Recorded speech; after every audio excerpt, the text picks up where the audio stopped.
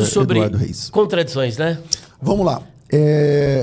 Elias, quais são? Vamos fazer um top 3 aqui. São supostas contradições, né? Perfeito. Porque se tem saída, não é contradição. Mas as principais aparentes contradições que você acha, falam, ela é complicada de se resolver. Bom, nós temos uma que é um clássico. O pessoal diz o seguinte, isso principalmente o pessoal hoje da crítica, né? Que hoje tem um criticismo contra a palavra de Deus, tentando reduzir a Bíblia a um livro a mais. Né? Isso por conta do pluralismo, por conta do relativismo moral, porque as pessoas querem viver bem com a sua consciência e não com a palavra de Deus. E por essa razão é muito mais fácil atacar a Bíblia, dizer que ela tem erros, para que quando alguém for apontar algum erro que essa pessoa tem, ela falou, não, mas não é só eu que sou errado. A Bíblia também tem erros. Uma das grandes aparentes contradições é sobre o tempo que Jesus ficou no sepulcro. Jesus, em Mateus capítulo 12, versículo 40, ele diz o seguinte, assim como Jonas esteve 3 dias e 3 noites no ventre do grande peixe, ou no ventre da baleia, importa que o Filho do Homem esteja 3 dias e 3 noites no seio da terra. Só que quando a gente vai fazer essa conta, pastor César, parece que a conta não fecha. Por exemplo... Parece não fecha no sentido de ter 72 horas. Se 72. Você quiser esperar 70, porque 3 dias... E 3 noites 24, são 72 horas. 72. Só que, se você ler, por exemplo, João 19:14, o texto vai dizer que era a paraseve, quando Jesus estava diante de Pilatos. Era cerca da 6ª hora no calendário romano. E no calendário romano, a 6ª hora é meio-dia. Então perceba que para os judeus, por exemplo, já era, quando Jesus ele morreu, era cerca das 15 horas no nosso calendário, mas a 9ª hora no calendário judaico. O dia para os judeus termina com o pôr do sol, porque assim, vamos trabalhar melhor essa questão. O dia para o judeu tem 2 dias. O dia civil de 24 horas, que começa com o pôr do sol de um dia e termina com o pôr do sol do outro dia. São 24 horas. Só que dentro deste dia civil, que é de 24 horas, ele está dividido em 2 partes. A parte escura do dia e a parte clara do dia. A parte escura do dia, que é quando o dia começa para o judeu, começa das 18 e vai até as 21 horas, é a primeira vigília. Das 21 às 24, a segunda vigília. Das 24 às 3 da manhã, terceira vigília. E das 3 às 6, a 4ª vigília. A partir daí começa o dia natural, que são de 12 horas. Ele começa com o nascer do sol e termina com o pôr do sol do mesmo dia. Portanto, você tem da 1ª à 12ª hora. Quando o texto diz que era cerca da 9ª hora, quando Jesus disse tetelestai, eram 15 horas ou 3 horas da tarde da sexta-feira. Só que o dia ia terminar às 18 horas. Faltavam apenas 3 horas. Só que até aí, dentro dessas 3 horas, José de Arimateia reivindicou o corpo de Jesus e Pilatos se assustou por ele já ter morrido, visto que era praxe uma pessoa naquela situação levar de 3 a 9 dias para morrer. Mas Jesus morreu no mesmo dia, ele se assustou e aí mandou os soldados para que fossem perfurá-lo do lado para comprovar a sua morte. E realmente, chegando ali, ele estava morto. Então, houve todo esse trame burocrático para a reivindicação do corpo de Jesus. Só que, juntamente com isso, Nicodemos, ele vem preparar o corpo de Jesus com especiarias. Eram vários quilos de especiarias.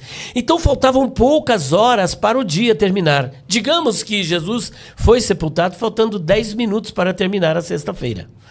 Só que o sábado ele fica 24 horas. Mas quando as mulheres chegam de manhãzinha, tipo 6 horas da manhã, Jesus já tinha ressuscitado. Então, em números redondos, ele ficou 36 horas na sepultura e não 72 que é horas. Metade do tempo. A metade do tempo, fazendo aqui um arredondamento dos números. Mais ou menos metade das 72 horas. E agora, pastor Elias? Porque ele diz assim, ó, assim como Jonas esteve 3 dias e 3 noites no ventre da baleia ou do grande peixe, Importa que o Filho do Homem esteja 3 dias e 3 noites no centro da terra. E agora, quem poderá nos defender?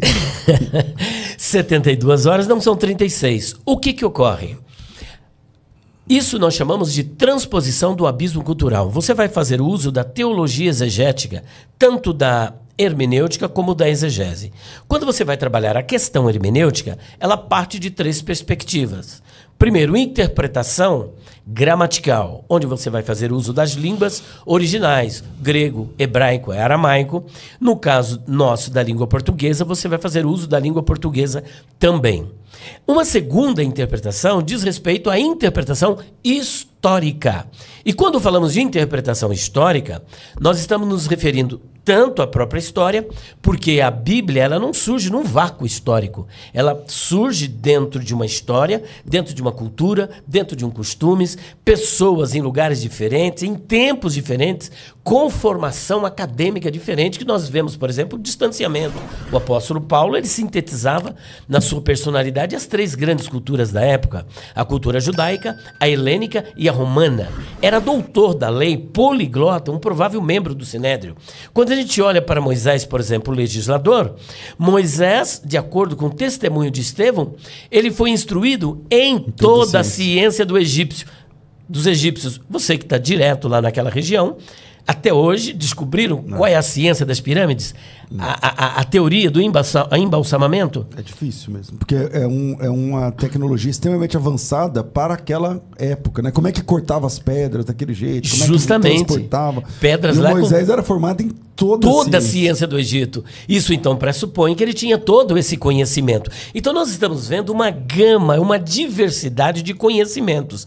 Agora, para nós entendermos a palavra de Deus, é importante você transpor o abismo cultural. O que significa isso?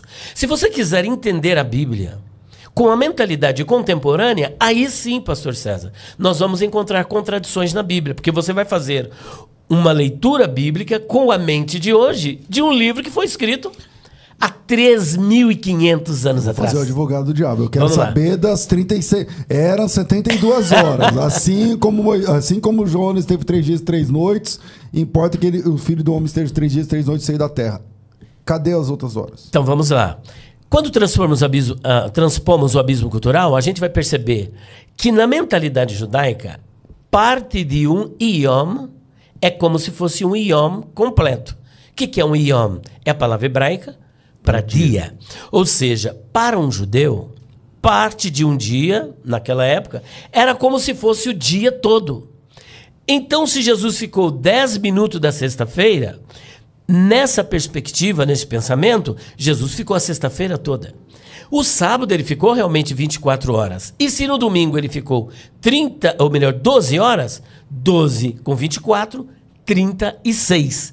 O próprio Senhor Jesus ele chegou a dizer o seguinte: derribai esse templo e em 3 dias eu o reedificarei. Ele falou várias vezes que também ressuscitaria no 3º dia. Agora, essa curiosidade, pastor César, ela não diz respeito apenas ao modo antigo do judeu pensar. Por exemplo, numa loja que funciona 24 horas, você chega hoje, terça-feira, você chegou lá hoje, 0 horas e 2 minutos para fazer uma compra para pagar dali 30 dias. Chegou 0 horas e 2 minutos, você chegou 0 horas e 2 minutos. Do dia 12. Do dia 12. Por exemplo. Eu vou chegar agora às 23 horas e 59 minutos. Fechei a compra. Que dia que eu comprei? 11. Dia 12. Não, se for hoje ainda, né? E Isso, hoje, você exatamente. Comprou às 0 horas e 2 minutos. Que começou o dia. Isso. E eu, 1 minuto... Antes de fechar o dia. Antes de fechar o dia. Todo mundo é dia 12. Que dia que você comprou, pastor César? Dia 12. E eu? Dia 12 também. Dia 12.